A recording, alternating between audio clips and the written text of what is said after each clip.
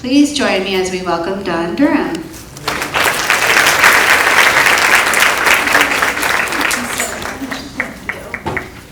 Hello, can you hear me okay?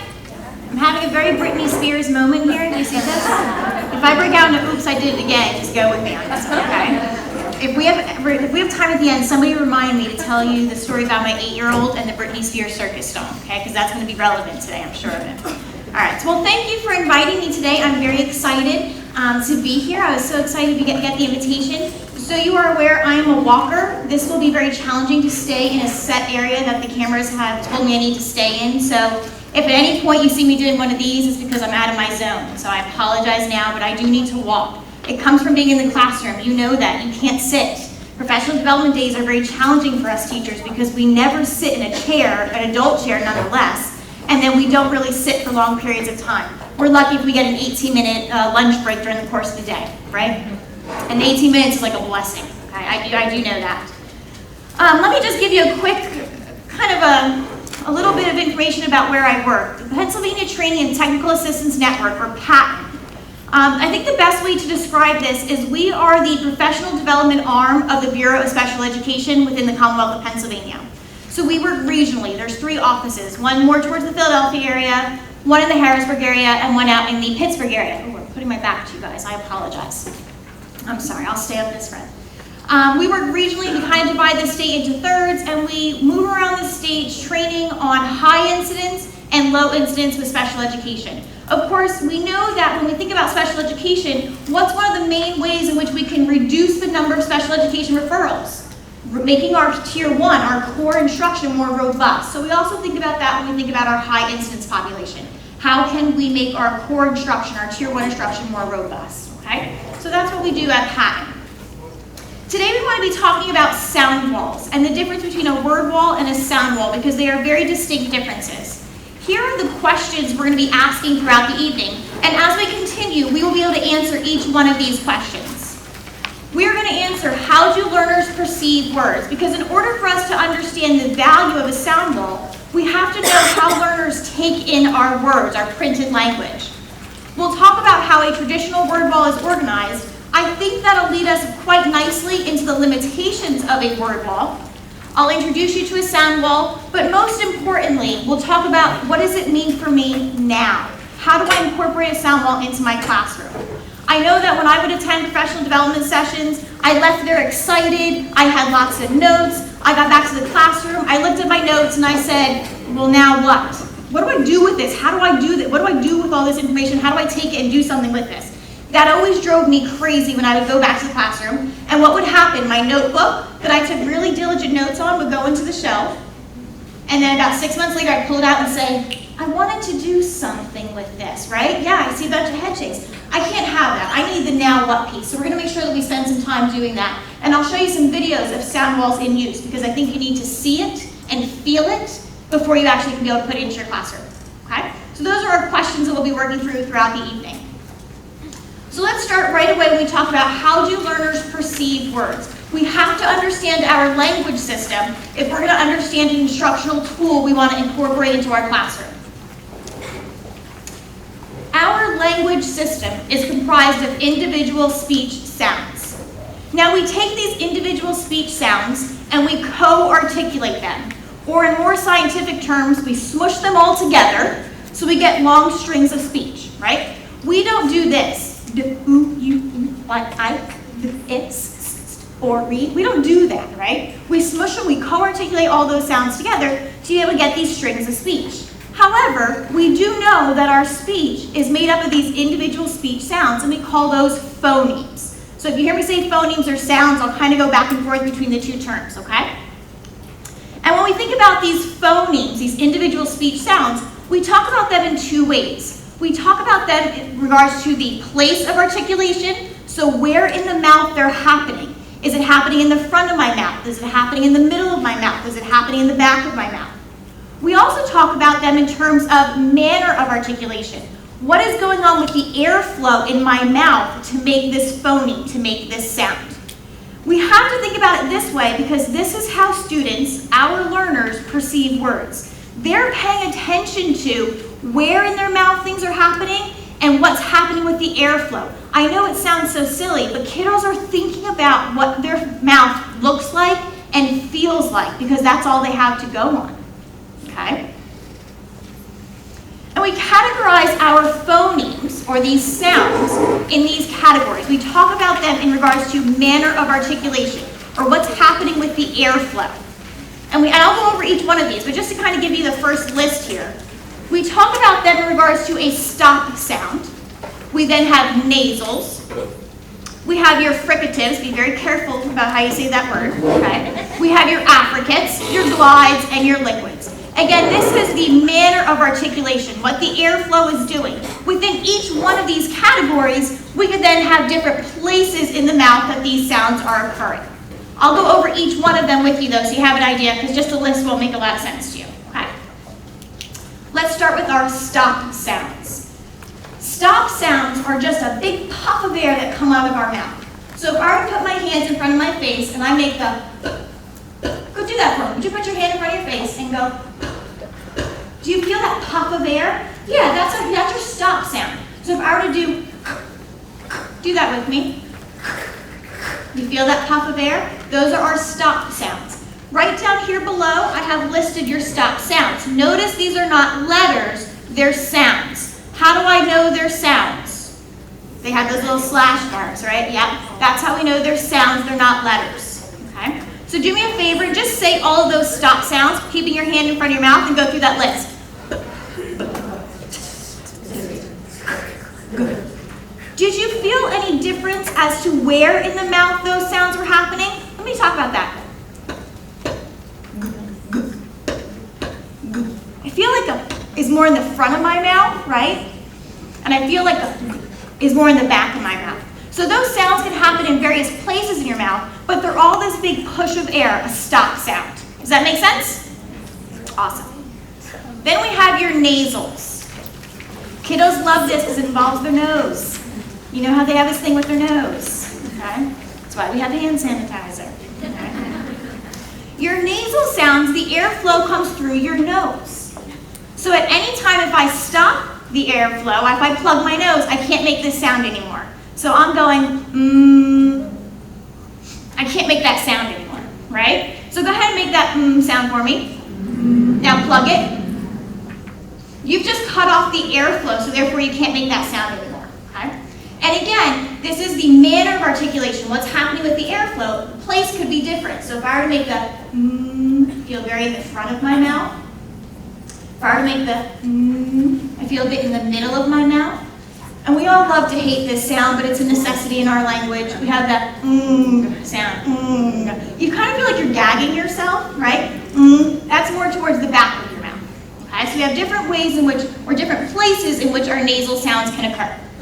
We okay with stops and nasals? Those are pretty easy, I think. Then we have your fricatives. Fricatives is something is causing friction.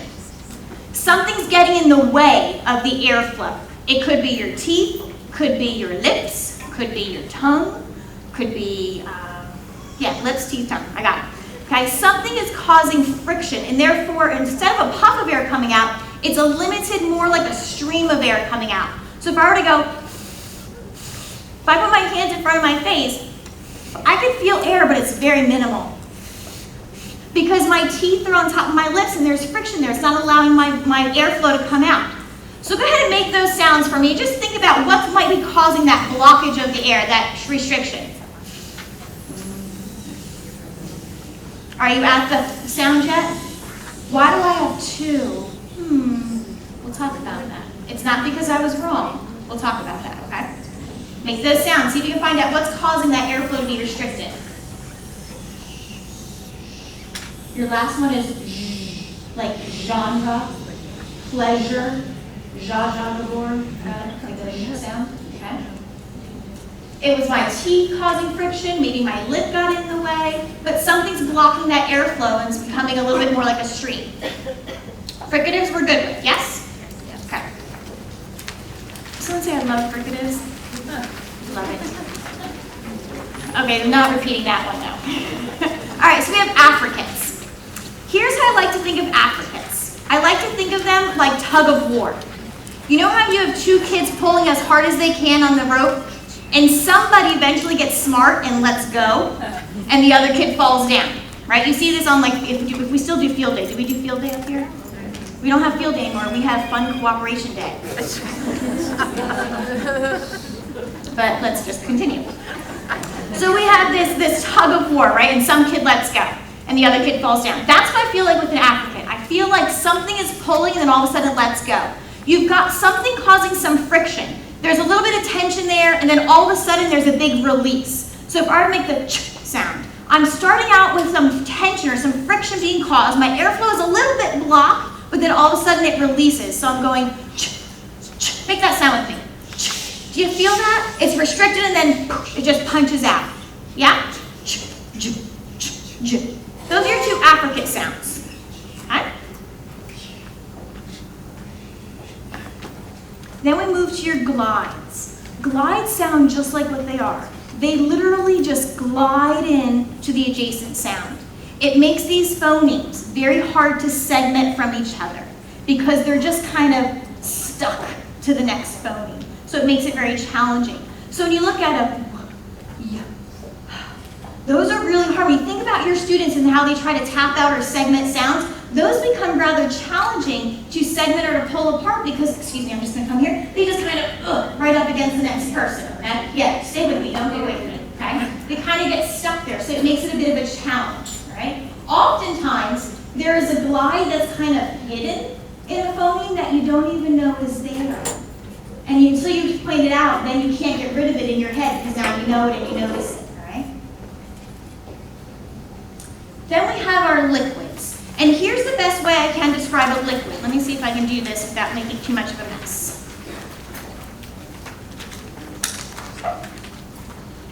We're in the cafeteria, so I feel like we can do this, okay? Here's my liquids. They just kind of go everywhere, okay? All right? That's what a liquid, whether I just up here. That's what a liquid is. These sounds kind of go all over your mouth, and it makes it very challenging for students to figure out where in the mouth did that phoneme occur. Think about your students who try to write the word girl, right? Sometimes it gets a little squirrely on where they're putting that O and the R sound, right? Because when you think about it, and I won't make you do this, but if you got up close in someone's personal space and you really watch them make those two sounds, you really got to pick, where is your tongue going? Do you know where your tongue's going? I swear, some days it goes in this part of my mouth, some days I think it goes in this part of my mouth when I make that sound. So they are very challenging of a phoneme or a sound to kind of figure out. They're very challenging for the students to make, and they're very challenging for the students to figure out. Okay? So here's what I want you to do.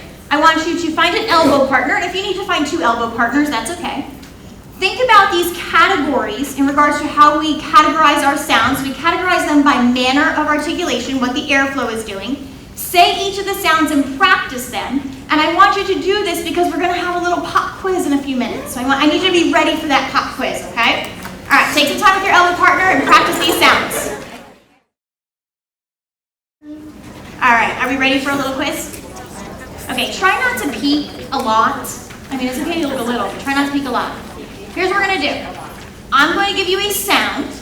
You have to tell me what the category is. So what's the manner of articulation? Is it a stop where there's a puff of air? You'd show me a 1. Is it a nasal where the airflow is coming through my nose? You'd show me a 2. Is it a fricative where there's some tension, something's causing some friction? You'd show me a 3. If it's an affricate where you have a little bit of friction and that puff of air, you're going to show me a 4. If it's a glide, you'll show me a 5. And if it's a liquid, you'll show me a 6. Can we do this? Okay. Now try not to wait for your neighbor to give the answer. Try to do your best. Keep your number by your heart because you'll love it, and then you'll show it to me. Okay? All right. Ready? Listen to my sound first. Make your guess. Put it close to your heart, and then I'll say show me. Ready? Think about what the airflow is doing. Hold it next to your heart. 3, 2, 1, show me. Yes, it's a stop sound. If I were to do this, I can feel a big puff of air. You feeling good about your test so far? Okay, let's get harder then. Here we go. Think about your manner of articulation, what's happening with your airflow. Ready? Think about it. I love teachers, they repeat everything. What's your airflow doing? What might be causing some issues in your mouth? Think about your manner of articulation. 3, 2, 1, show me. It's a fricative. Yeah, what's causing a problem? What's causing some friction there? Your teeth are in the way. You got it. All right, are we ready? Ready?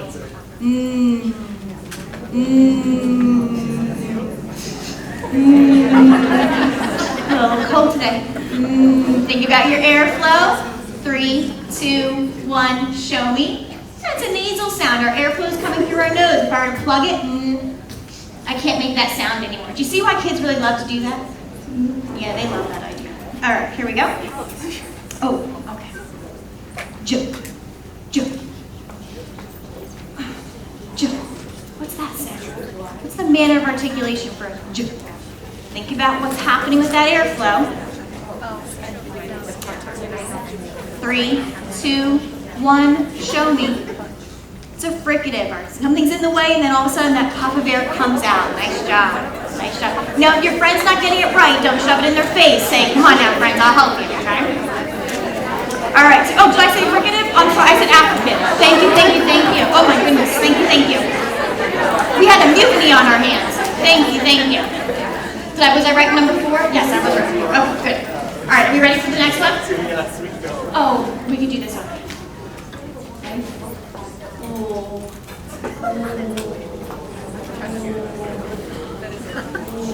Hold it close to your heart. 3, 2, 1, show me. It's a liquid sound. Yeah, it kind of goes all over in your mouth. You got it. And our last one, and at least let me get it out, even though we're doing a process by elimination. Let me get it out. You ready? Yeah. 3, 2, 1, show me. It's a glide sound. Nice, good job. Kiss your brain. Well done. All right. I don't know if you know this, but you have a best friend. Okay, just one, and it is a mirror. Whether it be a big old mirror from the dollar store, okay, or a little handheld mirror that I keep for my little groups, okay? Mirrors are your best friends. Here's why. Okay? When you are working with students, if we don't explicitly, systematically, directly teach them about what's happening with their mouth when they make these phonemes, will they figure it out on their own? No. We have to be right up in there telling them and explicitly teaching them about these articulatory features. What's happening with your mouth? How's your mouth looking? How's the airflow going? Okay, remember, we're talking about how students perceive words and how students perceive sounds. Well, they do it based on how their mouth looks and feels. And how do they do that without looking at their mouth to see how it looks, touching it to see how it feels when they're moving it? Okay? This becomes your best friend. Here's what happens if you don't have your best friend at school with you. You have a student who's struggling with the phonemes, let's just say I and E. That's common, right? They get those two confused, I and E. So you're with your friend, and they're struggling with I and E. What do? We get closer to them, and we get louder. And they look at us like, oh my gosh, my mom and dad sent me to this lady, right? Because obviously getting closer and louder is going to make it stick, okay? Instead, it would be much more realistic if we did, friend, look at your mouth, look at my mouth. I'm going I. Look at how my face is. Oh, I'm going to look at my jaw when I say Oh, I notice there's a difference there. Oh, look at that, my jaw's going down. Do you see that difference? This is a difference. Oh no, don't touch anything. Okay. All right? This becomes your best friend because it allows us to directly and explicitly teach articulatory features of the phonemes. We have this a lot. I noticed this with our L's. We seem to get louder with our L's, as if that's a problem, right? Instead, there might be some phonemes. Many times there are phonemes that are in our language but are not in their language. And so therefore we're going, and they're like, we don't even know, we don't even have that sound, Lee, I don't know what you're saying. And we just get closer and louder. Instead we could say, hey, this is a phoneme in our language. Here's what it looks like. Here's what your mouth feels like, okay? Definitely worth investment in regards to your mirrors. And I'll tell you just as a little classroom tip, when I have whole group, my large group classes, I use these little guys. I just find them to be less distracting. I can put them in their toolbox, which is a pencil box for us. We always call it a toolbox in my classrooms. I use the little guys. When I had small groups for like intervention classrooms, when I moved to that stage, I got the bigger ones. Just a little classroom tidbit. Take it for what it's worth, okay? Definitely want to have some mirrors around you. All right. We're continuing to talk about the phonemes or language system. And there's a very big misconception out there. We think there are consonant letters and vowel letters. Well, that's not true. There are consonant phonemes and vowel phonemes, consonant sounds and vowel sounds, okay? And they're very distinct and different. And we have to explicitly teach those students the difference between a consonant sound and a vowel sound. Here's what we need to know about consonants. Ooh, I have a lot of water here. It must have been some liquids. Be careful, anybody who walks here. When we talk about consonant sounds, they can be voiced or unvoiced, meaning it has to do with my voice box. So if you were to put your hand on your voice box, and let's make the okay. Now make the b. Ooh, do it again. When I make the sound, I don't feel any vibration in my voice box. But when I make the b, I feel a vibration in my voice box. When my voice box is shaking, there's a vibration, my voice box is turned on. It's a voiced sound. When I don't feel that vibration, that shaking, my voice box is turned off. It's an unvoiced sound. Try those. Feel the difference? Yeah. How else is a student going to learn that if we don't tell it to them? Generally speaking, kids aren't going around the playground going, oh, let's check out my voice box. I mean, that's not really something they're doing, right? So we kind of have to explicitly tell them, feel your voice box. Is your voice box turned on or off? I will tell you that for some of my students, touching their voice box and feeling it is a little bit of a struggle for them. If they cover their ears, they can hear the amplification. So try it. Do you hear the amplification? Yeah, it's a little, sometimes you have to be cautious. Some of your kids can't have that. They can't handle that. So we might know your kiddos who can have that and who can't, okay? But when you hear that voice box and turning on, that's a voice sound versus an unvoiced sound. That's important to know because so many of our sounds may look and feel the same, but the only difference is their voice box. And so we have to work with the students on that. You also can have consonants that are stops or continuants. Now don't get this confused with the stop manner of articulation, okay? A stop sound would be one that comes out and it can't go anymore. Like, I can't, okay, it doesn't work, although they will try to do that. You can't do that, right? It's a, comes out, it stops. Versus a continuant where that sound can go until I run out of breath. And your kids will do that all day long for you, okay? So that's stop and continuant. That's also something the kiddos need to learn. I will tell you that the stop sounds are easier for the kids to identify because it goes for so long. Man. It gives them a lot of opportunity to hear that sound versus cat. So like you got to get it now or never. Okay? So those continuants are a little bit easier for them to figure out. All right? Voiced or unvoiced consonant phonemes, and then stops or continuant consonant phonemes. Here's what I want you to do. You have this little chart on your paper. I want you to run through all of the consonant phonemes, not vowels, guys, consonant phonemes, and identify, and you can do this with your elbow partners, don't try to do it alone, identify any consonant phonemes that are stops and any consonant phonemes that are continuants. So here's what I should hear in a classroom was doing this. I should hear the phonemes being said aloud, yes? Make sure you're marking the sound marks because I'm not looking for letters here, I'm looking for phonemes. I'll give you a few minutes to do that. Go ahead. We had lots of kinds of thoughts on some of these, all right? Now, my guess is you went through the alphabet, right? You skipped the vowel phonemes because we're not talking about vowels, we're talking about consonants. And you probably went, okay. You probably went for what letter? You were probably thinking C on that one. You probably went all the way down until you got to X and you start going, wait, what's going on with X around here? Am I right? Right? Yep. Okay. So let me show you my chart. I'll give you the answers. Not that I think you have them wrong. I think you did it wonderfully. And then we'll talk about some ones you're still questioning. Okay? The y sound is challenging. I'll tell you why. Because if you go y, but it's like y. See that? So that can be a bit challenging.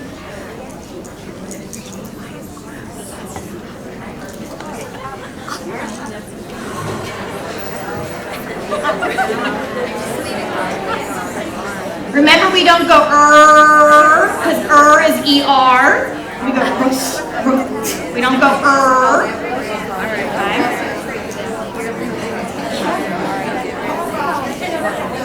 Several of you, and I'm going to bring it back with me. Several of you are still saying we're missing something. What do you think we're missing up here? I hear an X and a Q.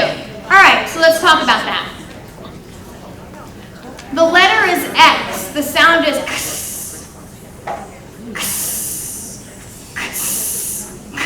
Do I have up there? Do I have up there?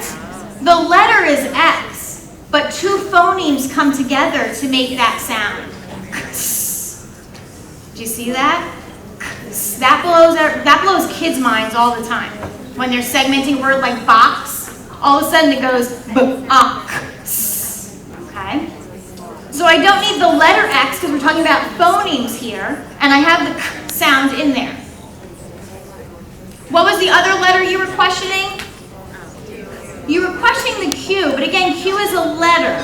So what's the phonemes, the two phonemes that come together to make that sound? Do you hear that? It. It, bless. It. Do you hear that? So I do have a up there, and I have a up there. Remember, don't think it's hard for us because we're so proficient. It's hard for us because we don't want to let go of the letter names. But remember that we're thinking phonemes. We're thinking sounds. So we have to shift ourselves a little bit. Okay?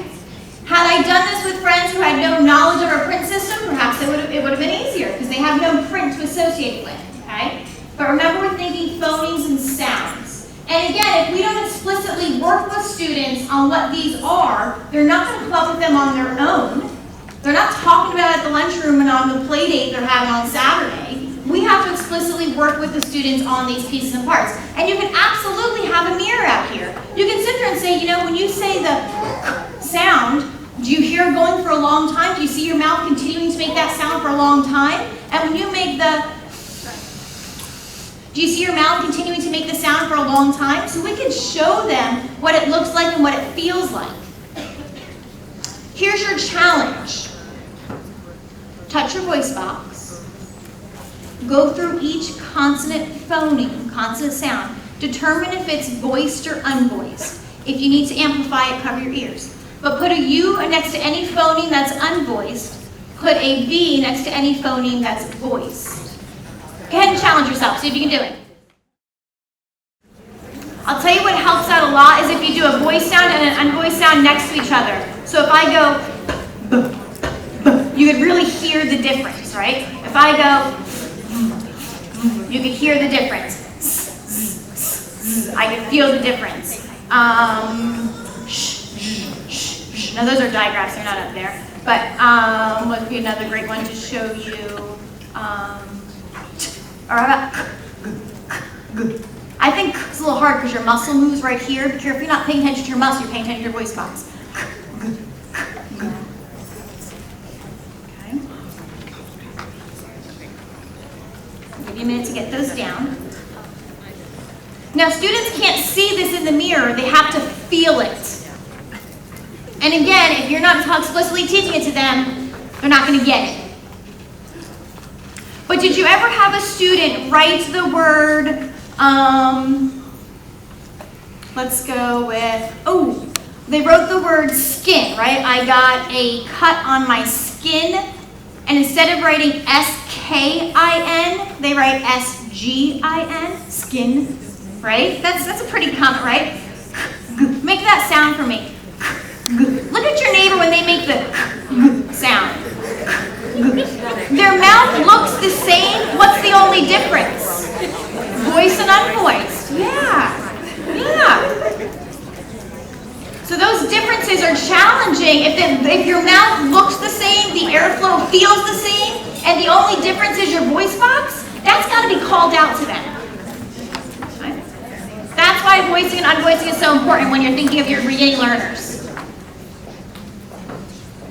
All right. Now let's talk about vowel phonemes. Oh, these are tricky for our friends. Vowel phonemes are tricky. Vowel phonemes are always voiced. Your voice box is always turned on when you make the vowel phoneme sounds. Okay? Voice box always on. We have these terms, long and short, for our vowel phonemes, which I think is kind of odd, because it's not like when I say a short A, I go ah, and when I say a long A, I go ah, right? So it has nothing to do with the length, so it's kind of weird. When I was a third grade classroom teacher, and we were doing something in math, which I think was the apex, which don't ask me now what it was in the book, I don't remember, but it was apex, and the kid read apex, and I said, oh, sweet pea, it's a long A, and she goes, apex. And I thought, oh, I don't know what to do now. I don't know what to say to you, right? Now I know, okay? It has nothing, those terms, long and short, have nothing to do with the duration of the sound. Those are kind of arbitrary words to be really thinking about it. But when we think about those, what we call long vowel sounds, what's happening is your muscles are actually very tense, okay? So we consider that to be tense vowel phonemes. So if you think about this, now watch or feel your own face when I go E, A, I, O, U. There's a lot of stuff going on in my mouth. My muscles are crunching. I feel like I'm working out. There's no need to go to a gym. I'm doing lunges with my cheeks. Like I got it, right? It's nice and tense. Compared to my short vowel sounds where I'm going ah, eh, I'm a little bit more relaxed. My muscles are more lax. Okay? So when we think about long and short vowel phonemes, we're really talking about the muscles in our mouth and what's happening with our muscles. Our long vowel phonemes are more tense with our muscles. Our short vowel phonemes are more lax with our muscles. Could children see that in a mirror? By golly, yes. Do they want to see you do it on your face? Oh, yeah. Okay. Should you over-exaggerate it? Oh, yeah. Makes it that much better. Okay. Then we have these things called a diphthong. Not a diphthong, but a diphthong, okay? Those are actually two movements of your mouth. Put your hands inside your cheeks and go oi, oi. Do you feel your mouth move twice? Oi, right? Do it again and go ow, ow. Do you feel your mouth move twice? Those are two movements of your mouth. That's what a diphthong is. Two mouth movements. Could the children feel and see that? Yep. Do you need to explicitly teach that? Yep.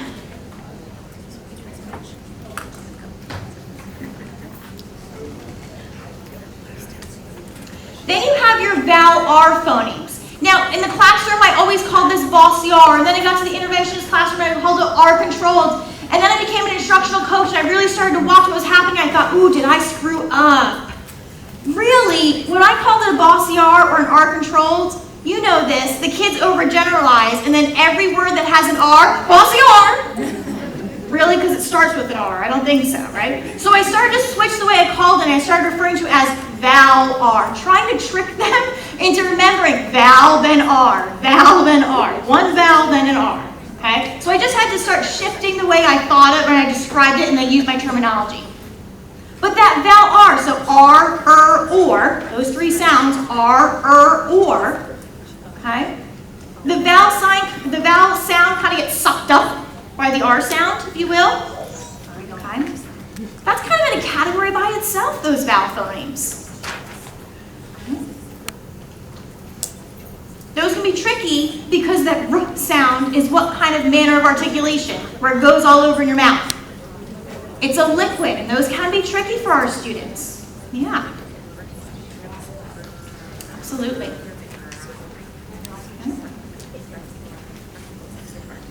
Okay there? Okay. Another pop quiz. How many speech sounds are in our language? Tell your neighbor, don't tell me. Tell your neighbor.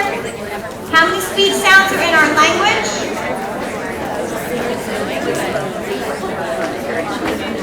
On the count of 3, start calling out some numbers nicely. Don't like yell at me. Ready? 3, 2, 1. Let me hear numbers.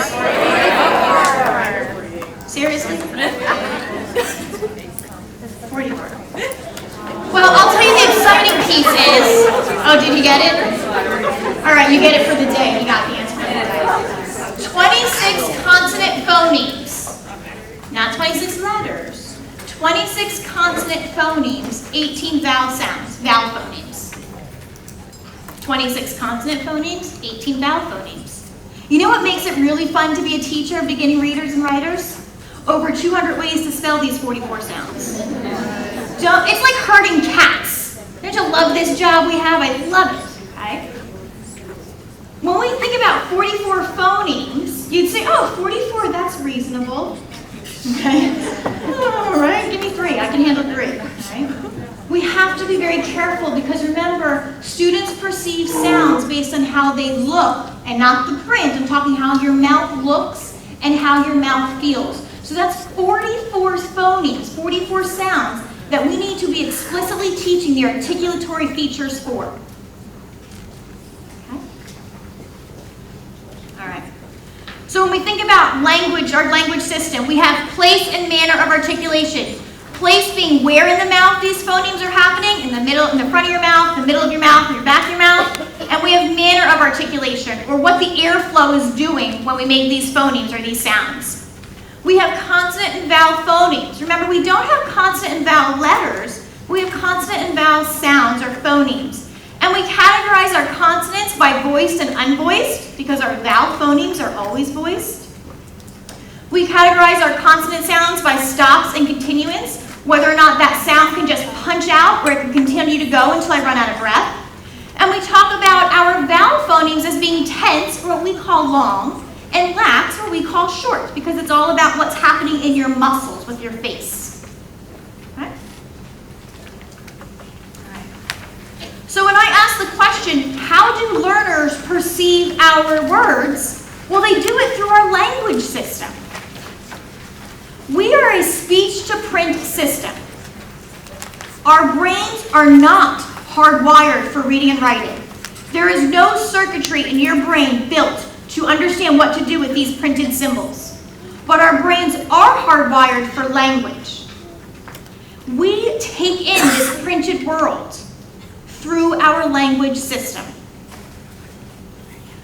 That's why reading is a linguistic skill, because it's all about our language. We go speech to print. Remember, we start out knowing how to talk, and then we come to school and we learn what to do with these symbols on a page.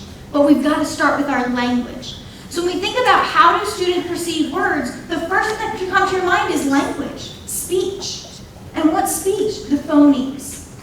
And what do we do with these phonemes? We teach them directly, explicitly, systematically, the articulatory features so that we are speech to print, because that's how our brains are set up. They're not set up to go the opposite way. We know this through science. Okay? All right. So you answered one question tonight. Right? We know how learners perceive words. So let's talk about a traditional word wall. Right? Because we need to understand where we were coming from and where we're going to in the future for more effective practice. I have some questions here I want you to talk to your elbow partners with. I want you to answer, do you have a word wall in your classroom, either currently or perhaps last year? How are you using it? How are your students using it? And what are any barriers you or your students have encountered while using that word wall? I'm going to give you a few minutes to talk. Go ahead.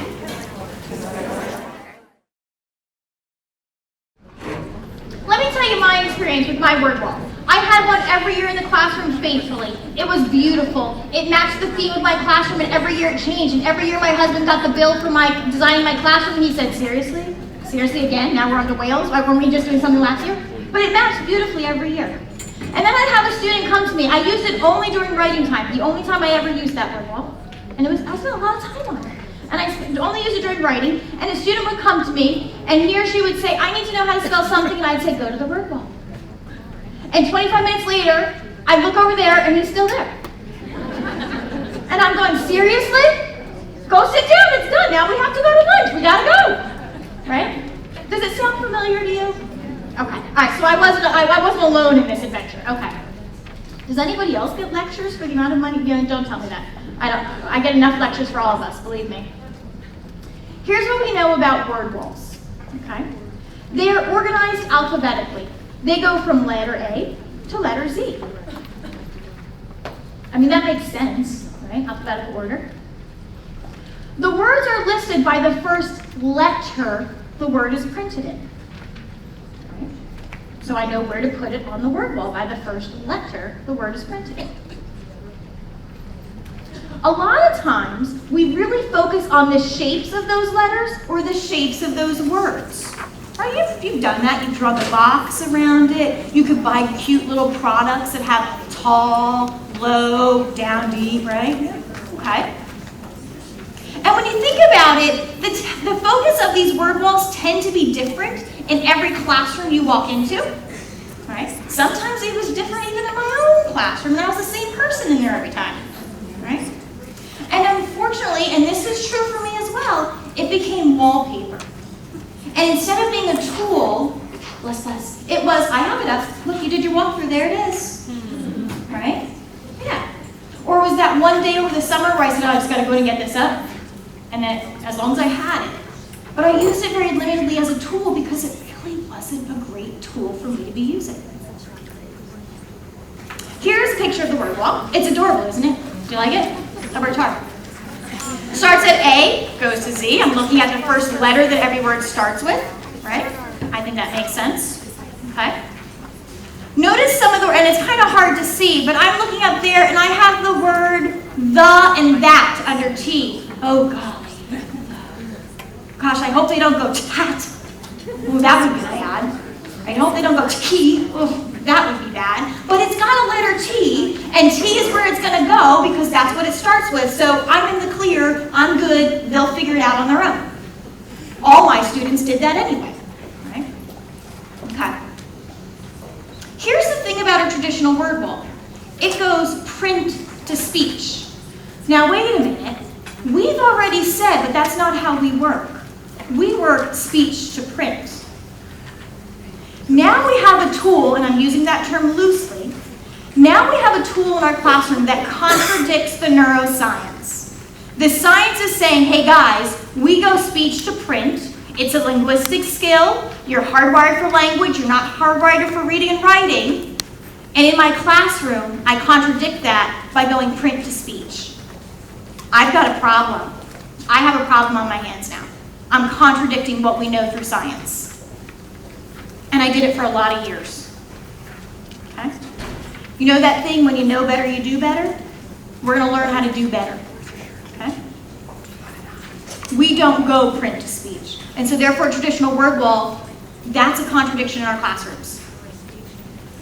So this leads us right into, well then what are the limitations? If I've got a word wall up, I did for many, many years, where am I limiting my students and my own instruction by having this up in the classroom? First of all, it's not from the student's perspective. What do we know? Students perceive words based on how your mouth looks and feels. But by having a word wall that goes from A to Z, I'm not really thinking about how the students' mouths look and feel. I'm looking at what? The printed word. That's not from the student's perspective. That's from the print's perspective, and I don't really care what their perspective is. Okay? No regard is given to sound. That's how I have the word the and that under the letter T. Because there's no regard given to the sounds or the phonemes that are in those individual words. You're limited by the words that are on that wall. How many of us have every single word that our kids want to write listed on our word wall? That would be impossible. So I'm limited by the 36 words I put up there, or the 122 words I put up there, by the 3 words I put up there. It's limiting myself and my students from being able to use that in the classroom as a tool for reading and spelling, because I can only put so much up there. And again, it oftentimes becomes wallpaper. It doesn't get used as instruction or for instruction by myself or by my students. And we just don't have the space in our classrooms to have anything up that's not used for instruction. Remember when we were little, and I might be dating myself because I'm a little bit older than a lot of you, when we go in and every single wall was covered with really fun posters, right? And then the first day of school, your teacher's like, oh, where am I going to put this project you did? Let me take your poster down, right? Because we just don't have that kind of space to decorate our classroom without putting tools up as our decoration, if you will, for our classroom, okay? The whole classroom is meant to be a tool. So let's go back to my pretty word wall. Let me go through a story for you, and you tell me what our problem is. I'm a first grade teacher. This is my classroom word wall.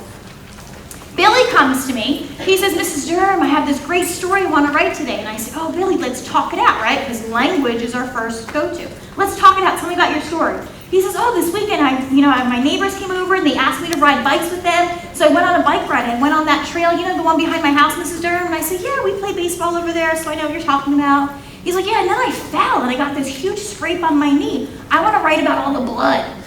And I say, okay, Billy, let's write about all the blood, because Mrs. Durham loves that. He's like, okay, so I want to write the word knee. And I say, go over the word wall. Where's Billy going to go to find the word knee? He's going to go to the end, because that makes sense. What's the first sound in knee? So Billy goes to the word wall. And of course, I go on to the next task with another friend or group of friends. Billy goes over to the word wall. First of all, it takes Billy a long time to get there, because he's, this way, this, He goes over to the word wall, and he's there for an awfully long time. And he's looking, first of all, he's looking for the letter N. He finds N, and he's there for a long time. And Sally, who just happens to sit next to the word wall, is really tired of Billy standing over her. And she's like, oh, Billy, just write this word. She's just writing any old word, okay? And Billy's like, oh, okay, thanks. And he's got to go back, by the way, because 3 times, he doesn't remember where, because he didn't take his paper with him, so he'll copy the word over there, right? How many times have you gone over that? So he makes it back to his desk to write the word knee. And, Sally, bless her little heart, she tried to do anything she could just to get the kid out of there. Told him to write down anything. He writes down anything. He comes to me, he says, let me read you my story. And I say, great, I'm so excited to hear the cut on your knee. And it's like the word not. I'm going, what?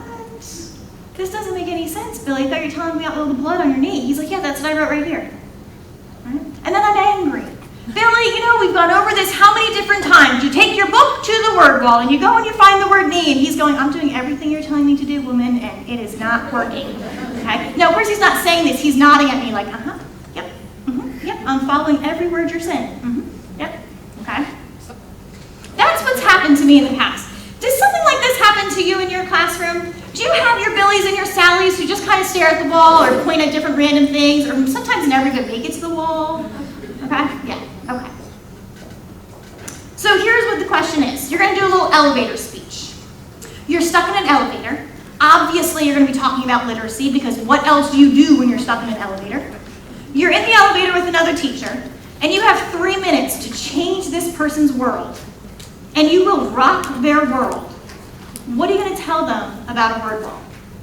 3-minute elevator speech, flip partners so you both have a chance. Did you change that person's world in the elevator? Okay, good. Hopefully you had some granola bars also. When you're stuck in an elevator, you get granola bars. All right.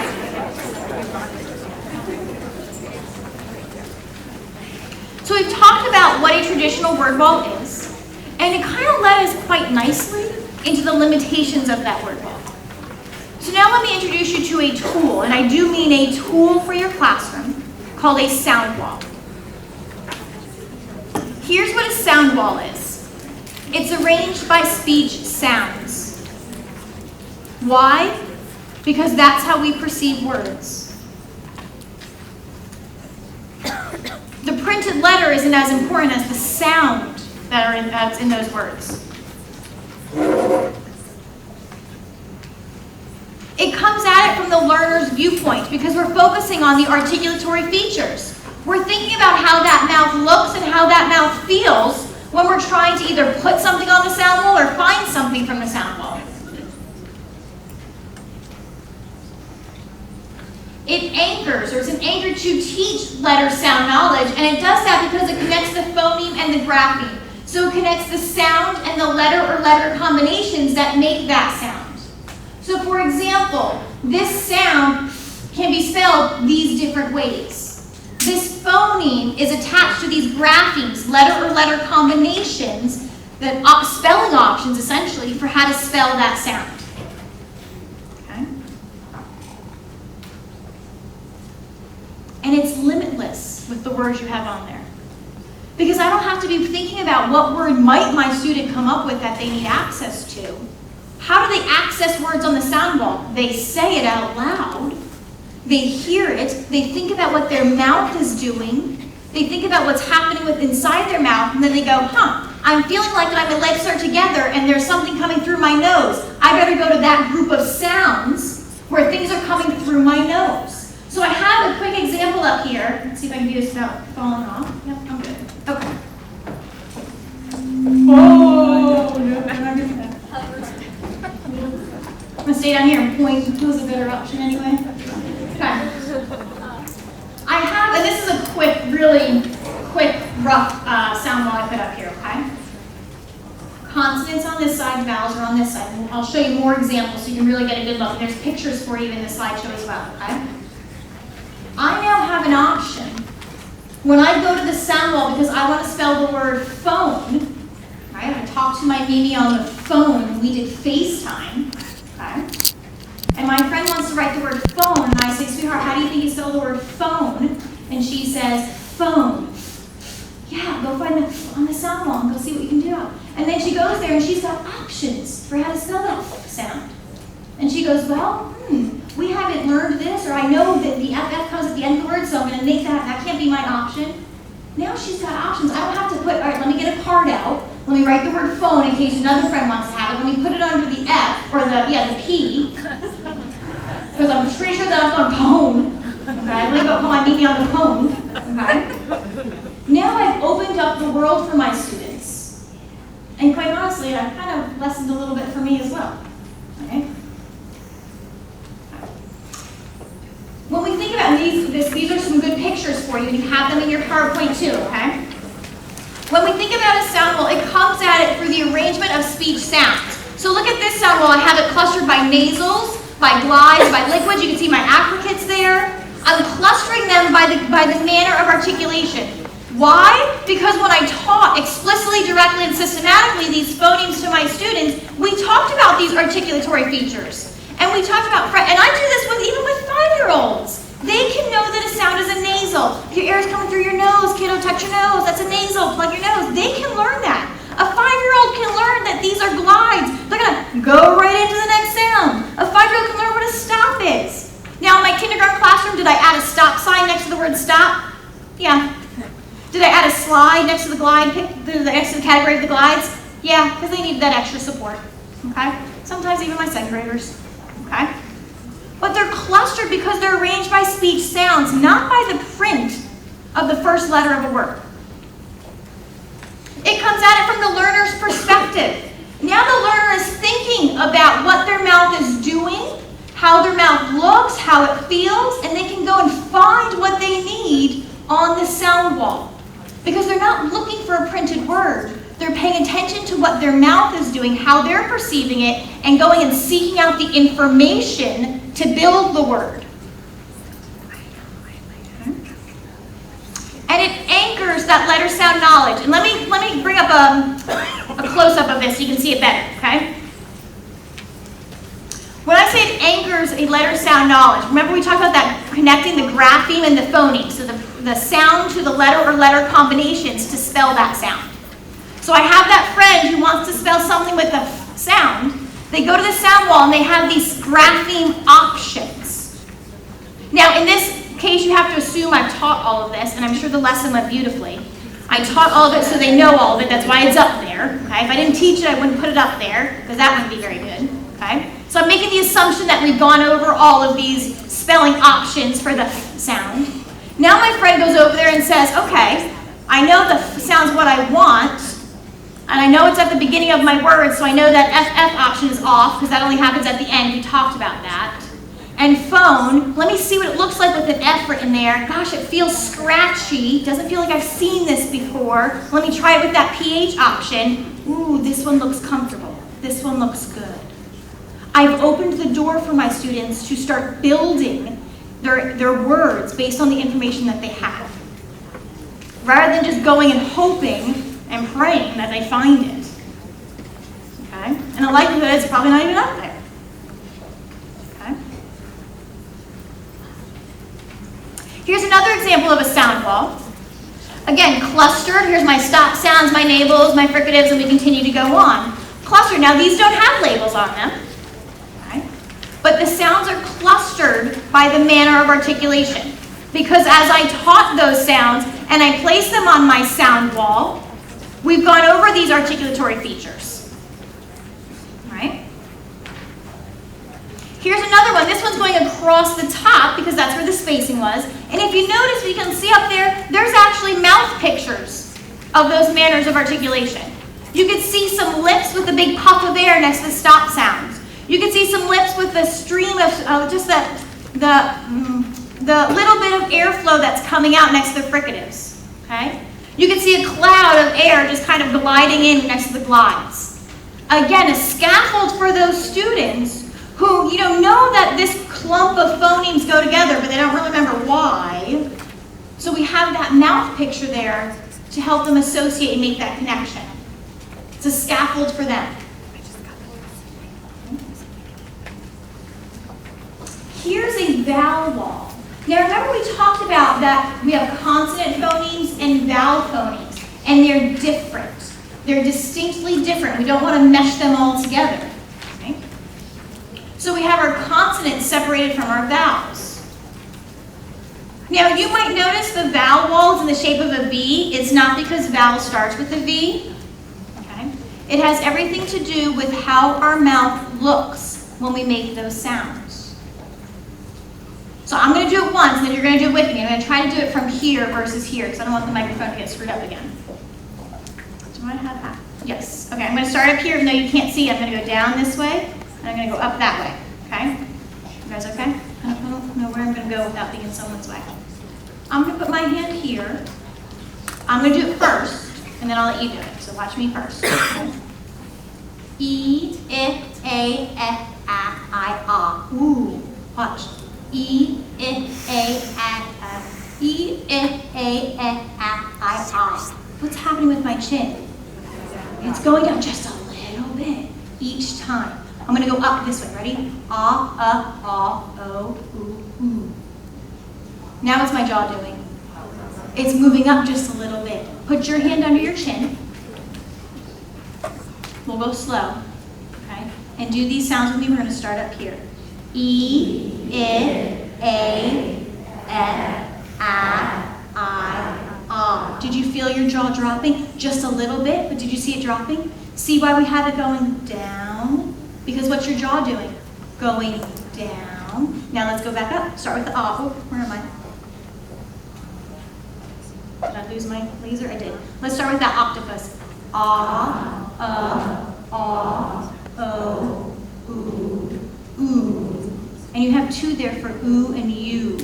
Remember I told you that glides sometimes slide themselves in, the little sneaky buggers? Think of the word cute. Cute. You hear that? There's a lot of glides sometimes shoved in with that U sound. So, and then we have our diphthongs over in the corner and our vowel R sounds over on the other side. Okay? That V is not indicating it's a vowel, but it's showing the students, hey, if you're looking at up here on the vowel wall, your mouth should be pretty tight up, your jaw should be pretty tight. If you're looking down here on the vowel wall, your jaw should be pretty low. Again, that's when we get out our mirrors. And we start looking at where's your jaw. Is it down really low? Is it up really high?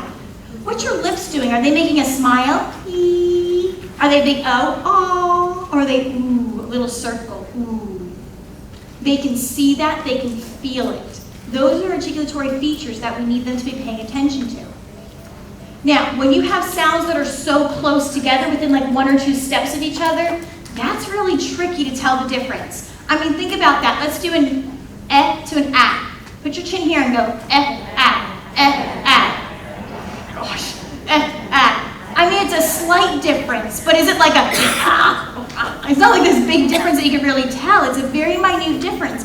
Your students are going to struggle with that little difference. I mean, gosh, we struggle with that little difference.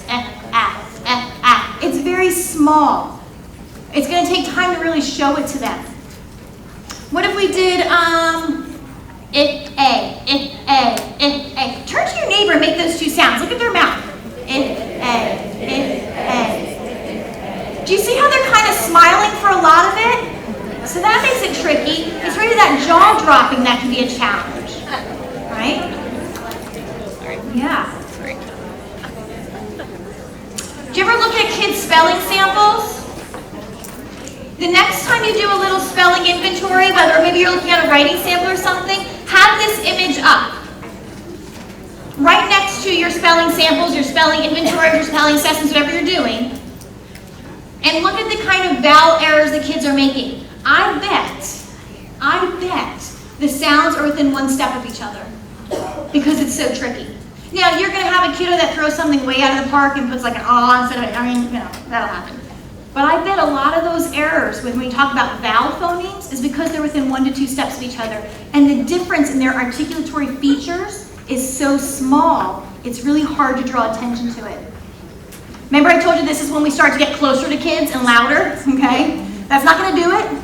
You got to draw attention to what they're doing. And sometimes it is a matter of kind of getting right up next to them and saying, look at my cheeks. Here's a mirror. Look at your cheeks. Turn to your neighbor. Look at their cheeks. Okay?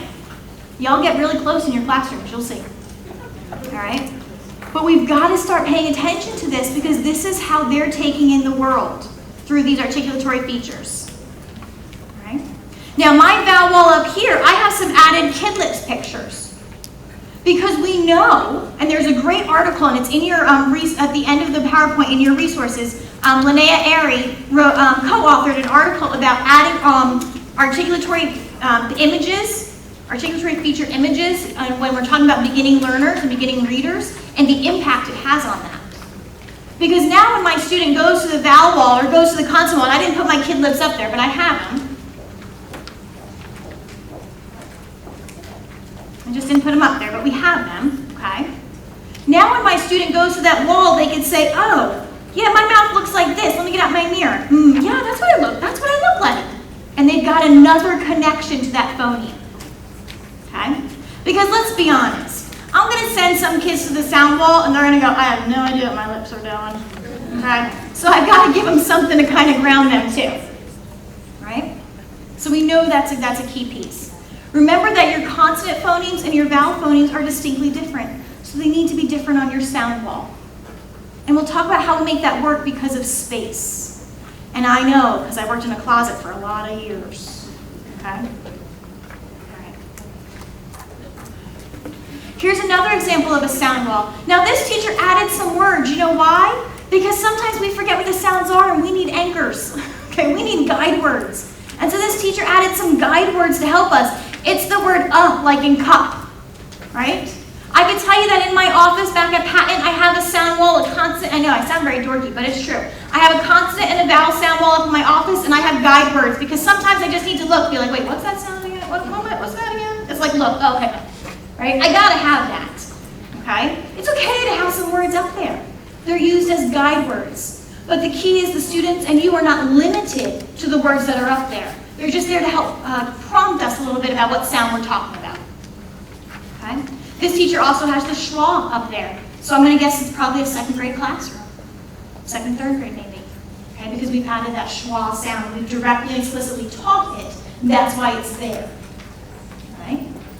And you notice this teacher has some images there. Those are actually from Louisa Motz's book, Speech to Print. I'm sure it was copied very legally. To put those images up there of a smiley face with the E sound and a very open face with the ah sound and a little circle face with the U sound. Again, just to guide the kiddos, what's your mouth doing for each part of this vowel wall. Right? They have their diphthongs on this side, their vowel R's on that side. Because those are vowel phonemes that we still need to pay attention and want to bring, teach about and explicitly work through. Here's another one with all the kidlets pictures of. Now this one has the consonants and the vowels next to each other. They are separated by that purple tape there. What I like about this consonant sound wall is that it's actually categorized them in two ways. Not only by the manner of articulation, but also by the place in the mouth. So if you notice across the top are all the stop sounds, but it goes on this side of the chart, is those sounds are happening in the front of my mouth, and then in the middle, those are happening in the middle of my mouth, and on this side of the chart, those are happening in the back of my mouth. So that teachers really categorize them by, hey guys, if you're looking at your mouth and this sound is happening in the front, you know, you're going to be looking at this side of the wall. If you feel that sound happening in the middle, that's because you're going to be looking at this part of the wall. And if you feel like that sound's happening in the back of your mouth, you should be looking at this side of the wall. See how she's added that extra scaffold, that extra layer of support? And then she has all those kid lips up there as another anchor to help them know, hey, this is what your mouth looks like. If you're looking in the mirror and you're trying to match what your mirror looks like, find the picture that matches. Okay?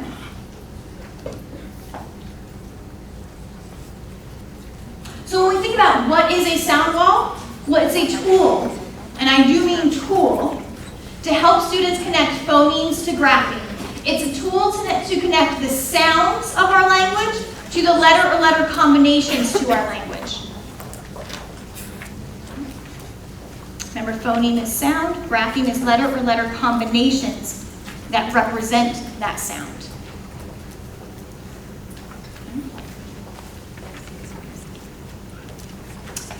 Remember I told you I'd go to professional development days and I'd walk back all pumped and excited, and then I wouldn't know how to start and I'd get all upset with myself? So here's the now what piece. Okay, this is what we need to know.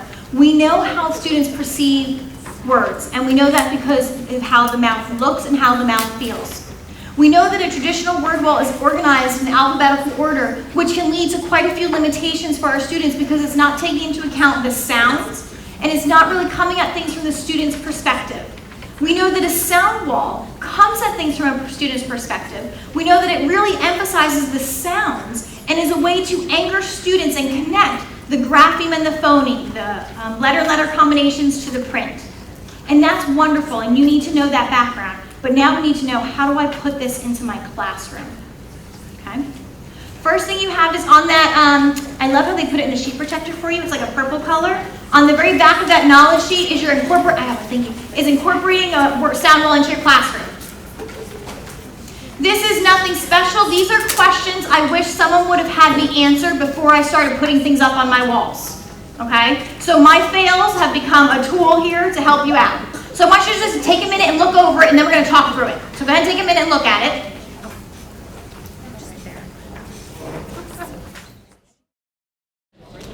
Now again, this planning tool is nothing special. These are just honestly questions I wish someone would have sat down with me and thought through before I went into my classroom one day and started throwing things up on a wall, because it wasn't very systematic, and I ended up having to do a lot of rework, and we just don't have the time and energy for that. So I thought about what I needed to know prior to. Okay? And one of the first things you need to think about is your space. Right? Because we don't have a lot. Okay? But you have to think about, am I going to cluster these together and put a label by the manner of articulation? Do I have the ability, do I have to put it across a long way? Do I have pictures, mouth pictures to be putting up there to kind of anchor the students to what their mouth is doing, what the airflow is doing? Okay. I also need to be thinking about, for the sounds I haven't taught yet, what am I doing? Your sound wall at the beginning of the year will not look the exact same as it does at the end of the year. Why is that? Because you're teaching sounds and adding them to the wall. In kindergarten, you have nothing on your sound wall. And as you teach the consonant phonemes and as you teach those short vowel phonemes, you're adding those to the wall. Now, if you're like me, I need to have that stuff on the wall because I don't have very good spatial ability, and the minute I see a blank wall, I'm going to put something up on it. So when I was in the kindergarten classroom, I had to put the cards on the wall and either cover them or turn them over for like place settings. Do you know what I mean? Because I couldn't do it any other way. But you have to think through those things. Am I covering them? Am I turning them over? Am I that good that I could just guess where everything is going? And if you are, that's awesome. When you get to if you're a first grade teacher, all of the consonants that the kindergarten teacher taught are up. Your short vowel sounds are up because that's what the kindergartners learned. You're starting your year like that. And as you progress through the year, any new consonant phonemes, like maybe some digraph sounds or things like that, and any other vowel phonemes that you teach are then going up. If you're a second grade teacher, well, you've got a lot starting the year on those sound walls. You have a lot of the consonants, if not all the consonant sounds. You have your short vowels up, you have long vowels up, you have maybe some vowel teams depending on the scope and sequence. So if you're a second grade teacher, you've got quite a bit of sound walls starting the year, and it progresses. Do I have any interventionists in here that see multiple grade levels in one room? Okay, let me tell you about my epic fail so you don't do this, all right? So the largest part of my career was spent as an interventionist. So I worked with kids of all grade levels. And these are our most struggling readers, right? But I'm smart, I got this. So I put up a sound wall. Now mind you, I worked in a closet, so, you know, that's where they put you for a lot of years. So I worked in my closet, it was cute, you know, no windows, it was, you know, not safe, but it was fun. And I had kindergartners, I had second graders, I had first graders, I had fifth graders, I had a lot going on. But it's okay because I only had one wall.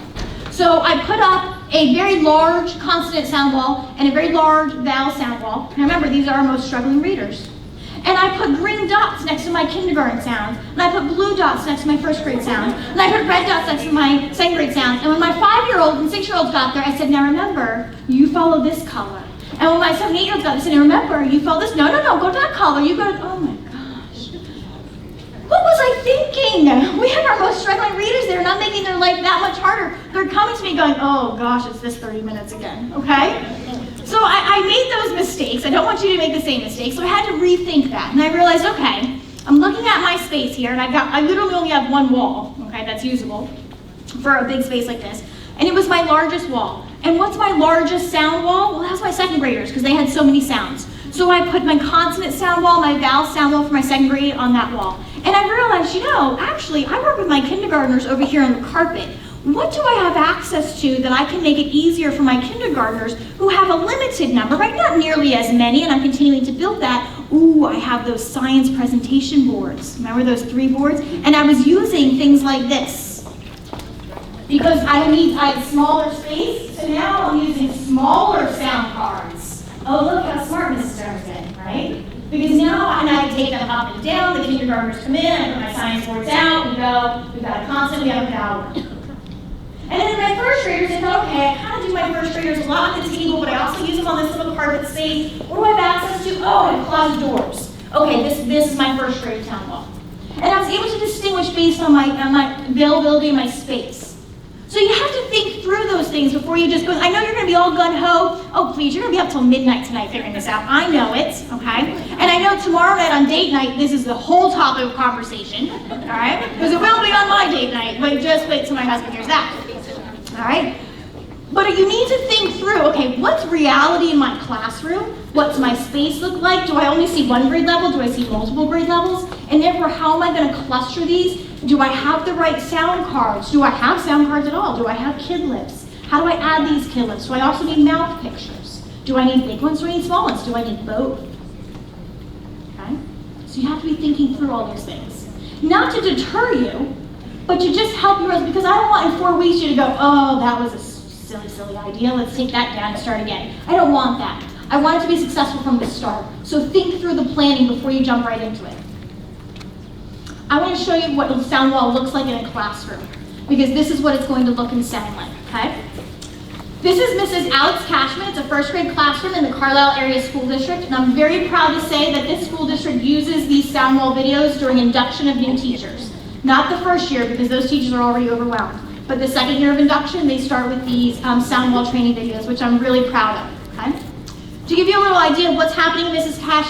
Cashman's classroom right now, she had just gone over she did a sound drill with all the consonant sounds they knew and all the vowel sounds they knew, all the consonants. Now she's reviewing the vowels. So let's cross your fingers that this works. You're not crossing, you're not crossing. Let's see. Oh, I don't want that. Cross your fingers and your toes, please. Oh, there we go. Thank you. Here's what I also want you to notice while you're listening. I want you to notice, where is the sound wall in the classroom?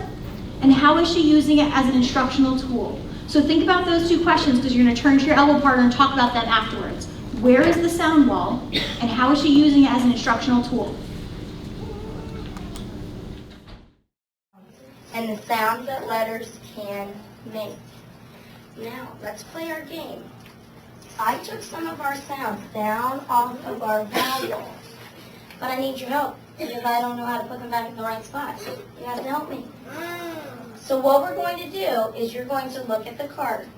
You will turn to a neighbor and whisper what sound these letters make together.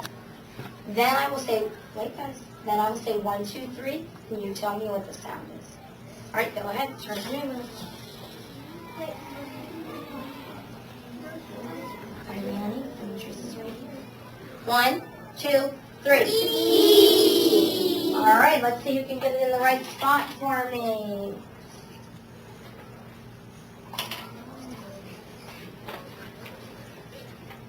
You guys watch because you're going to give him a thumbs up or a thumbs down if you think he gets it in the right spot. Give me a thumbs up. Nice job, sir.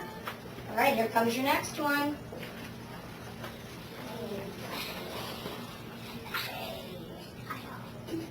One, 2, 3. All right, let's see where somebody's going to put this one. Good watching. I like how you're watching to see if your name comes up. You guys watch her. Give her a thumbs up or a thumbs down. I think she gets it in the correct spot. Look at them, Rose. Ooh, we have some thumbs like this. Give me a thumbs up or a thumbs down, everyone. Thumbs up. Very good. Thank you, Rose. Long A. A. All right, here we go. Whisper to your neighbor. 1, 2, 3. Are you all sick? Because my whole class need to go to the nurse. Are you sure? You sound like you have a tummy ache. Oh, wait. You're teasing me. It's just a sound? You all look like you were sick. You sounded sick. You are right. This sound makes us sound like we're sick, doesn't it? Oh, it makes me feel like my tummy's sick. Who thinks they could get this one in the right spot? Oops, the screen is not with us right now. Who thinks they could get that in the right spot? Watch her sound and give her a thumbs up or a thumbs down.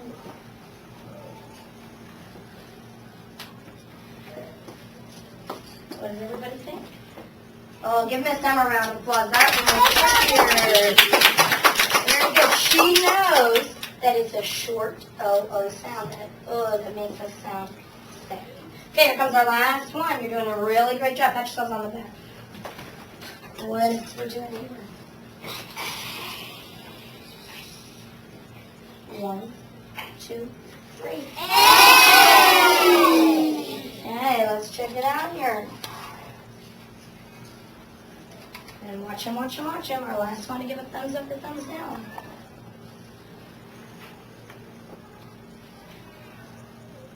Good job, Mr. Demetrius. Thumbs up. Let's go ahead and give an Elvis to all of our friends who did a nice job today. Oh, thank you very much.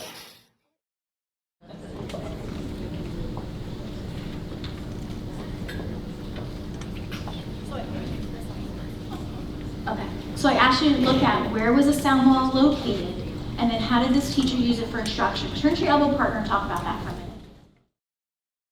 I should have made sure I mentioned that in that classroom they're using the Foundations program, and their sound cards look a little different. So actually, you know where my sound cards, on the sound cards I'm using today, it's a sound and then all the graphemes. In Foundations, every single grapheme is a brand new card. So while I might have one card for the sound, they would have 3.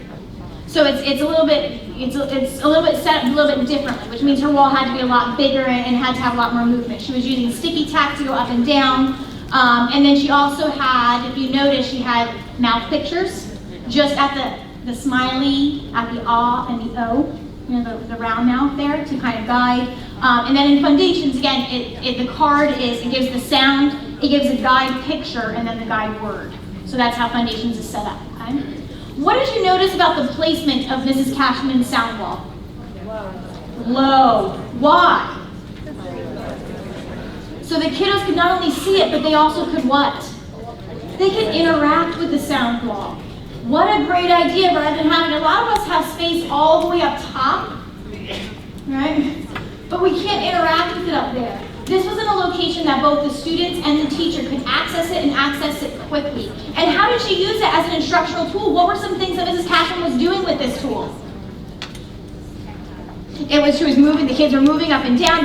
Now, she loves to take them off the sound wall and have the kids put them back up, but that's part of her sound review. That's built into her lessons. When we talk about good lesson planning and we review previous knowledge, that's what she's doing. She's having the students identify the sounds, listen to the sounds, think about what's happening in their mouth and what their mouth looks like, and then placing it on the sound wall. That's a tool. That's not wallpaper. Okay? Now this next clip I'll show you, it's the same classroom. The lesson continued for a little bit. What they did was they looked at a bunch of new pictures. The students identified the pictures, said the pictures out loud, tapped the word, the name of the picture, and they had to identify the phoneme or the sound that was similar in each picture. And that was the new sound. So this is the new sound she's adding to the sound wall. And I want you to see how she adds it. I want you to see what she points out to the students. I want you to notice what the students do to practice that new sound, okay? Because this is when we talk about incorporating a sound wall, this is what we're doing.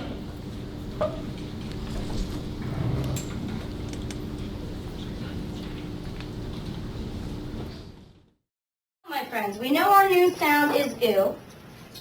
Now we know how to spell that new sound. How do we spell it? O-O. Everybody, you can do better than that. How do we spell it? O-O. And when we look at this one, our key word is moon. Now the question is, where is it going to come on the sound wall? Tricky. Now, this is how we can decide. Look at our mouth here. What does our mouth do here? Smile. Smile, everybody. Smile. What does our mouth do here? Open. What does our mouth do here? Wow. And what do you guys always say? Ew, when I tell you it looks like? Kiss. Like you're going to be kissing your mom or your dad or somebody in your family. Right, so if we look, we have to decide where this is going to go. So here's your job. You need to look at a friend near you and make the oo sound and watch their mouth when they make that sound. Looks pretty good, doesn't it? Let's see you guys when I make that oo sound. Class, class, class. Yes, yes, yes. Class, class. Yes, yes. What do we think? Now, think in your brain. Is it going, did you see your friend's mouth making a smile? No. Did you see your friend's mouth being open like, aww? No. Did you see your friend making a round face? Yes. Well, let me see all of you do it. Oh, watch me. Ooh. Oh, that's definitely round, isn't it? So I'm going to show you where this one goes.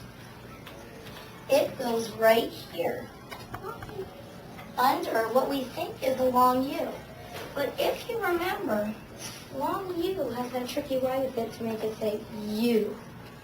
When we look at this sound, it makes an oo.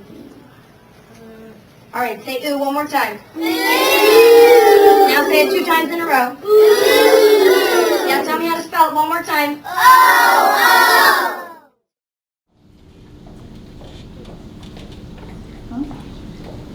So you notice that she really drew their attention to what was happening with their mouth, right? She was really paying attention to those articulatory features, and she called out some things that they had previously learned about how sometimes there's that hidden glide of that Y sound into a word, and she needed to make sure that they understood the distinction.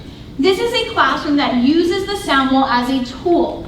So you need to be able to see it and feel it to know what it looks like. So if I just stood up here and said, oh, let's put up a bunch of cards, let's talk about how your mouth looks, let's get a bunch of mirrors, you kind of have to guess what it looked like, right? But being able to see it in a first grade classroom allows you to get a sense of what would it look like in my room? What did she have on her sound wall? How can I incorporate that? Where was it? Now she just has, I call it butcher paper, like the rolled out paper. Do we still call it butcher paper? Okay. That's essentially her wall, and she's hung it on the ledge of her whiteboard. So, I mean, it's not like it's real sturdy per se, but as long as the sticky tack gets to it, that works for her. Now, that's not something I would have ever thought of. And when I think about this and I look at the video, I think, oh, that's a great idea. Might we have space like that in our classrooms? I've been in other classrooms where it's not on the butcher paper, but it's just down below here because the little ones can sit, they can kneel, it's down at their height.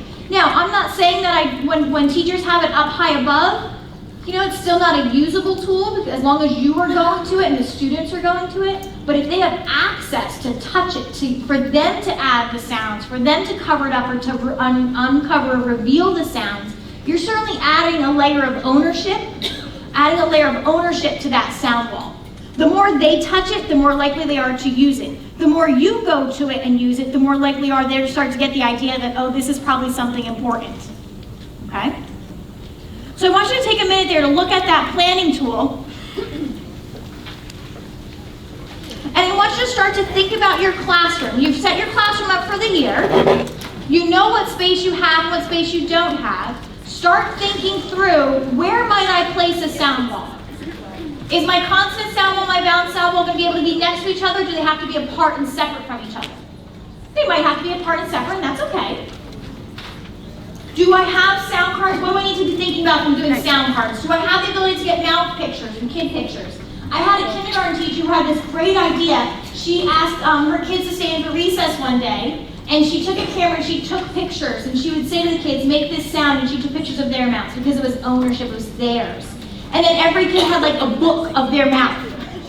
That's really powerful, right? It is a lot of work. I like kid pictures. Look, I just unwrapped the package.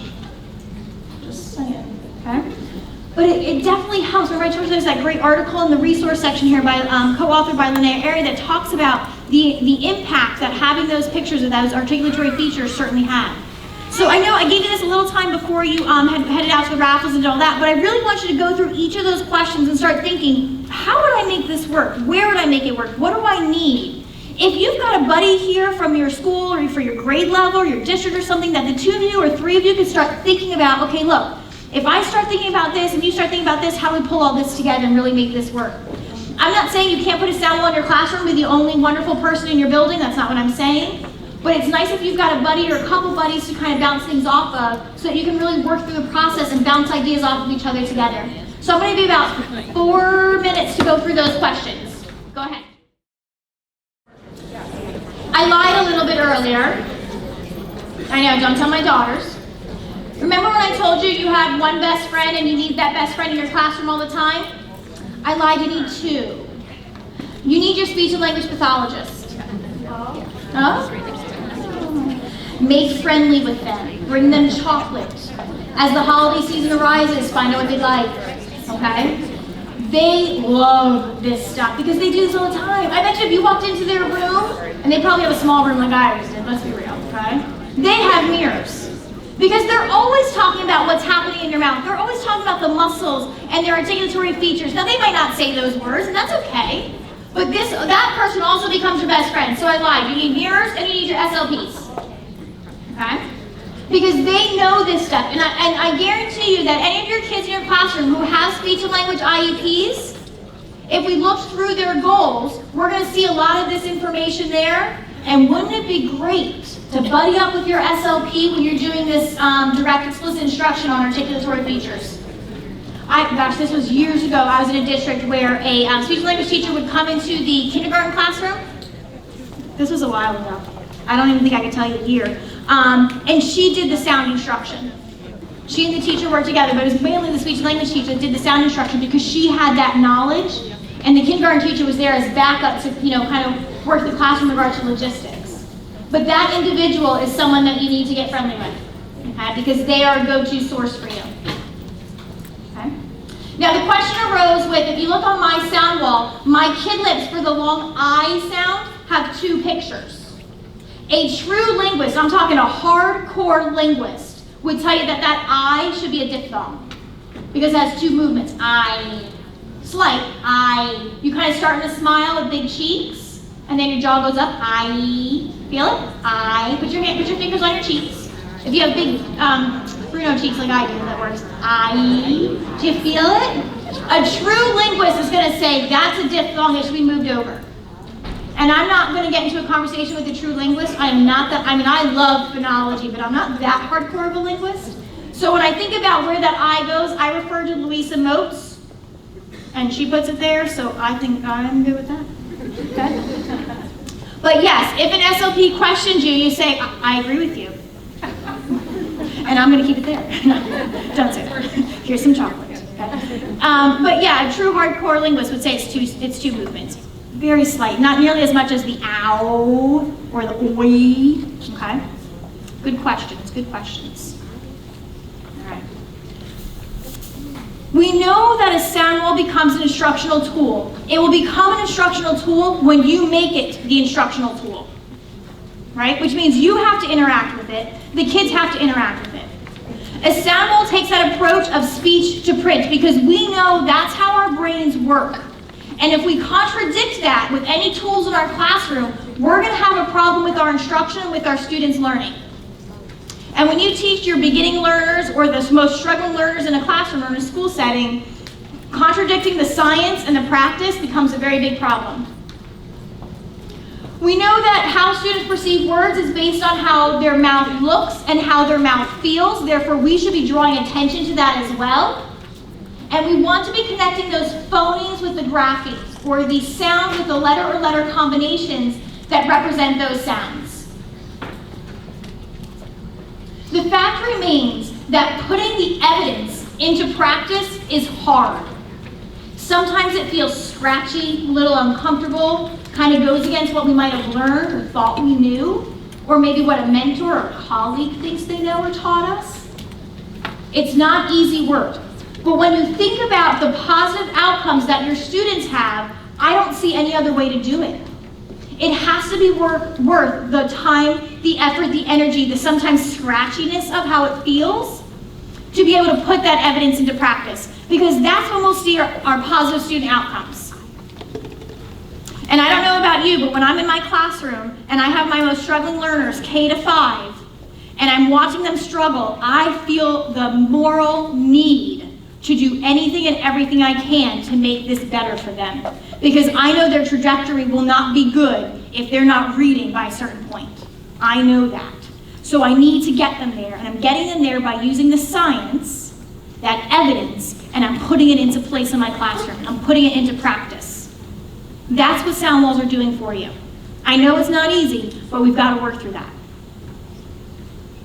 A couple of people have asked me about some of the materials I've shared today. I'm not associated with the sound cards, but I do use them heavily. And I go to toolsforreading.com for all my sound wall materials. We have those materials down here in the back. We have the large sound cards. We have the little ones. So if you're thinking about your space, or if you teach multiple grade levels and you need to be thinking about smaller, different sound walls, maybe the small cards are for you. If you're thinking, wow, my space is like really tiny, I don't think you get it. Or you're thinking about maybe where you want to put some small group effort, grab a poster. Okay? So there's lots of tools out there for you to use. I happen to like the Tools for Reading Kid Lips as well. I think they're valuable. I like that they're kids. I like that I don't have a grown-up space in there, because kids don't want to see a grown-up mouth, they want to see a mouth that looks like theirs. And when you got missing teeth, what shows more of a second or first or second grader when they have no front teeth, right? They want to see that. And I do use, I go to House Education for my little handheld mirrors. Now, I will tell you that I go to the dollar store. When I worked in an intervention classroom, I have a tendency to go to the bigger ones because I only need like 5 or 6, so I could spend my budget a little bit differently. When I have a classroom of 32, I've got to go smaller and do it this way. I like these because they're small. The kids can travel with them, whether to their desk, to the carpet, to small group, wherever they are. I get these from House. I will tell you that I've looked on Amazon for small little mirrors like this, and they do have packs, relatively inexpensive, but they come in like pink, purple with butterflies and flowers. And I don't know about you, but I've got some 7-year-old boys that would revolt against me if I asked them to use that. So just think carefully about that. I'm not saying that you can't find them elsewhere, but this is where my materials come from. So I wanted to give you those links and those websites, okay? A couple things I want to point out, and then we have a couple other pieces of parts here. The patent website is listed up there. Now I know we're a little bit of a drive away, okay? However, our conference offerings are top notch. Yes, I want to say we had like a busload of you all come down for our literacy symposium, which was awesome. Our literacy symposium happens every 2 years, so we'll do it again in 2020. We have an MTSS Implementers Forum coming up in October down at the Patton Harrisburg office, so it's right in central Pennsylvania. Dr. David Kilpatrick will be there, Dr. Susan Hall, Dr. Stephanie Stoller, Dr. George Bash. I mean, we bring in top-notch presenters, but we also bring in school teams. Because who do you want to hear from? The one writing the novels and the books, or the one who's on the grounds every day? Both. So we bring in both. We bring in the school teams, we bring in the principals, we bring in the superintendents who have made things work and share with us their fails, their successes, and where they're going forward. So I'd absolutely encourage you, definitely check out our Implementers Forum coming up in October. Check out our patent website for all of our offerings. If you can make a day training, please do, but definitely check out our conference offerings. They happen throughout the whole year. Worth your time. Patent also has a YouTube channel named Patent Channel on YouTube. Our goal is to really think about how do we get professional development to those of you that can't come into our doors. And we have folks in Pennsylvania who can't get into our doors, who just can't get out of the school building because of substitutes, cost, budgetary reasons. Are you having a substitute issue too? Okay, all right, good to know. So you know what we're talking about. So we're bringing the professional development to you. So our patent channel on YouTube has videos, training videos of 30 minutes or less on pertinent information. And I'm not just literacy, math, MTSS, autism, STEM, leadership, all kinds of stuff. Great, great resource. And we are just days away from launching our brand new podcast series called Patent Pod. We are super excited about this because this is another platform which we can offer you professional development knowledge. You will be able to access the Patent Pod either on our Patent YouTube channel so you can see it. It takes on like an interview format, so we're talking to Louisa Mose, we're talking to Anita Archer, we're talking to Dean Fixon. We're also talking to the experts within our own state system. And we'll be bringing in teachers and kids who are doing great things and talking to them also. So it kind of takes on an interview format. So you can watch those interview formats on Patent Pod on our YouTube channel, but then it'll also be available on a platform either on iOS or Android devices. So that's going to be launching in just a few days. So we're really, really excited about that. Please spread the word. I will also tell you to follow the Reading League. Yes. And I'm going to get this wrong because I'm not a Twitter tweeter. What do you call it? People who do that? @reading_league. @reading_league. Do you call those friends Twitters, tweeters? What do you call them? Tweeps. Tweeps. I'm not a tweeper. I'm not. But if I did, I would be @reading_league. @reading_league. @reading_league. You're not writing it down. @reading_league. Definitely follow that. I have my Facebook. All right. Can I go to this? Oh, you know what? Let me stop there. Questions. I know I took a couple of questions while I was walking around. If someone has something for the good of the group, please ask it. If not, I'll be here for a while. I'm happy to answer some more personalized questions. Absolutely. You do have my email address. Let's face it, I'm accessible all the time. I'm never without that phone, unfortunately. So if you need something, I'm going to get it to you. Okay? And if I'm not, I'll email you and say, hey, I'm at the dance studio, can't talk right now, get back to you in an hour when everybody's in bed. Okay? But I am very responsive. Please email if you have a question, comment, thoughts, feedback. I would love all of it. Oh, my Britney Spears story. Oh, yeah. Oops, I did it again. Okay. So, my oldest, who's now 11, this must have been 2, thank you. It's all right. It doesn't embarrass me, it embarrasses my children, so we're fine.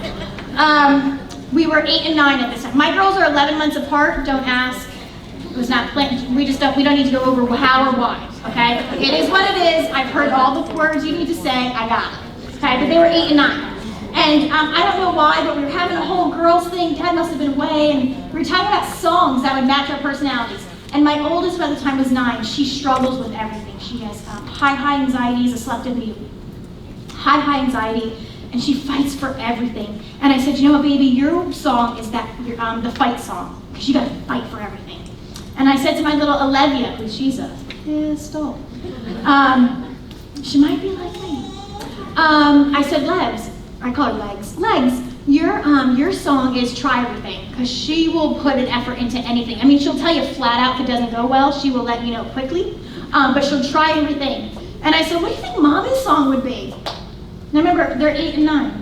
And my little 8-year-old Debbie says to me, oh, Circus by Britney Spears. And I went, I don't know if I should be more concerned that my 8-year-old knows a Britney Spears song, or why you think Mommy should be associated with Circus of Britney Spears.